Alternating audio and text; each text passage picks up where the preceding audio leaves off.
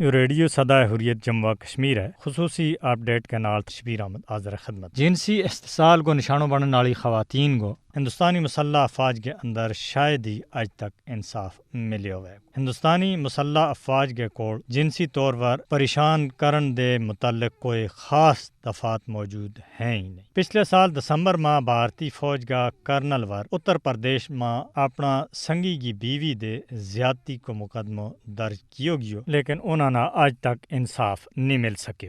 ہندوستانی خاتون IAF افسر نے مسلح افواج کی داخلی شکایت کمیٹی کا انکوائری کا طریقہ کار کے اوپر بہت بڑا اعتراض کیا۔ ہندوستانی مسلح افواج میں خواتین افسرانہ جنسی طور پر پریشان کرن کو کلچر عام ہو گیا۔ ات تک کہ ہندوستانی مسلح افواج کی لیڈی افسر ان اخلاقی طور پر بدعنوان اعلیٰ افسران کے ذریعے جنسی طور پر پریشان کرن دے محفوظ نہیں۔ بھارت تو بھارت ہے لیکن مقبوضہ ریاست جموں کشمیر میں درندہ صفت بھارتی فوج کے ہاتھوں کشمیری خواتین کی عصمت بھی محفوظ نہیں ہے۔ اس حوالے دے بہت سارا واقعات ہویا ہیں ان نہ بیان کرن دے انسانی زبان قاصر ہے۔ بھارت کا غاصب فوجی ان مکروہ کرتوتاں کی وجہ دے پوری دنیا میں بدنام ہو چکیا ہے اور پوری دنیا انہوں کے اوپر لان تان کر رہی۔ جس ملک کی فوج اس قدر اخلاقی زوال کو شکار ہے تو وہ ملک کوئی بھی جنگ نہیں جیت سکتا۔ بھارتی حکومت ان زندہ لاشوں کے ذریعے کشمیر کی جنگ جیتنے کی سوچ رہی ہے۔ کشمیری خواتین نہ بھارتی فوج کے ہاتھوں جنسی تشدد کی وجہ دے